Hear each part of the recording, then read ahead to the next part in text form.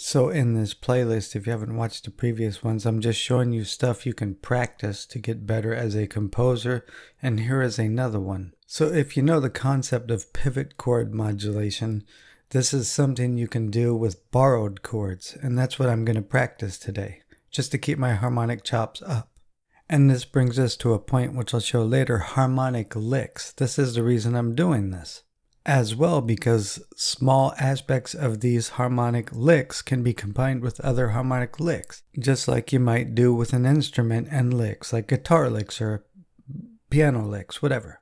This practice sequence will take us from C to E flat, and it's actually very easy to get there via borrowed parallel minor pivot chords, or if you want to say modal interchange, it's all the same thing. So this sequence will take us from C to E flat, to G flat or F sharp, A, and then back to C.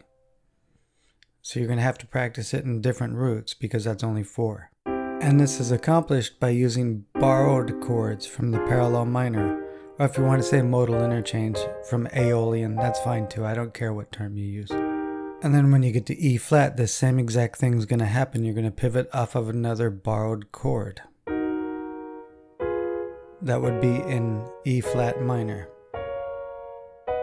So you're going to have to know the parallel minor's chords in order to pivot off of them. That's a must. So an interesting thing is you're going to the relative major of the parallel minor, okay?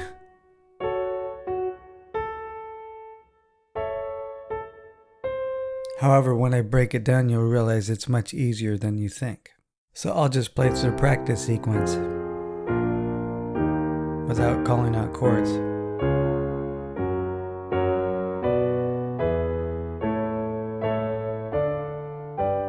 You notice the root movement goes perfectly counterclockwise through the circle of fifths, all the way back to C. But let's break this down because there's other things to look at. 1, the borrowed minor 4, which is the 2 in E flat, which can naturally go to 5. 1, borrowed minor 4 in E flat, which is the 2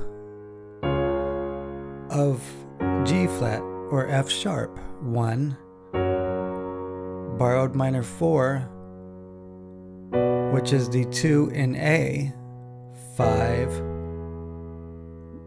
1, 2, 5, 1.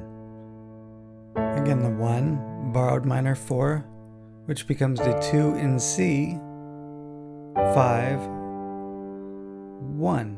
So look at the sequence below. What is part of that aspect? 2, 5, 1. If I do this in C, 2, 5, 1. So if you know the sequence below, this becomes really easy to see. It's always a 2, 5, 1 move in the new key. You'll also take notice that the root movement goes perfectly counterclockwise around the circle of fifths as well. So not only do we have the 2, 5, 1, we have this perfect circle of fifth movement. Root movement, that is. Start making these observations when you're dealing with pivot chord modulation. Not everything uses the circle of fifths, but start connecting what is this in the new key. Since this only takes you around 4 possible keys, you have to start on different roots to and then do the same sequence again as practice. By starting on D, then moving it to E, that would give you the other 8. So what do we want to do now?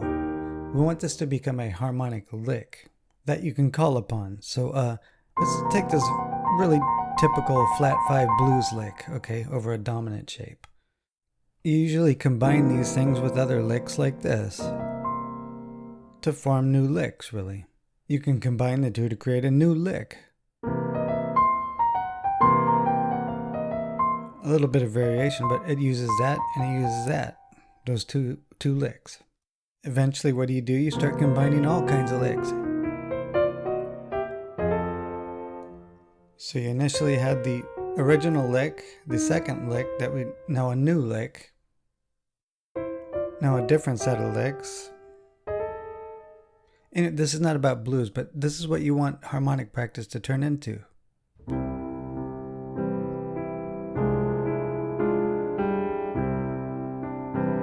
right here.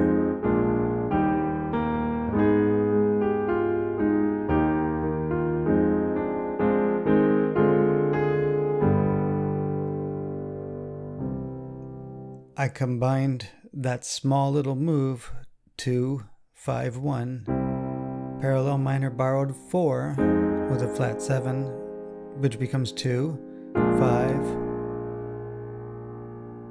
1, and then use its parallel minor 4. And then started to return back to C, so it became a harmonic lick. And I'll play it again when this is over. So this is something like, if you're into film score composers, this is a move John Williams uses all the time. It's one of his harmonic licks that he uses quite often. Now I'm not going to go too much into detail about that, but you could turn these into small little licks, partial aspects of these things, and combine them with other harmonic licks for composing, just like you can combine blues licks. That's why it's super important to memorize harmonic moves and do exercises like this. So this was my daily practice today. Harmonic practice, not piano practice. I wrote them all out first, and I will leave a PDF or something in the link or description. Just remember, you could just to turn it into one of your harmonic licks. That's what's most important here. You could always complicate chords later, so always do things with basic triads first. And that's the most important thing with this video, is actually adding to your harmonic licks.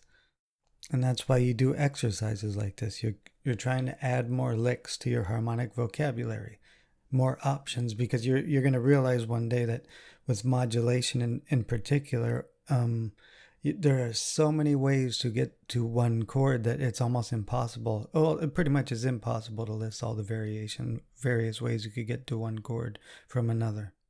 However, your harmonic vocabulary can become so large that you can find massive amounts of alternate roots. So that's the point too.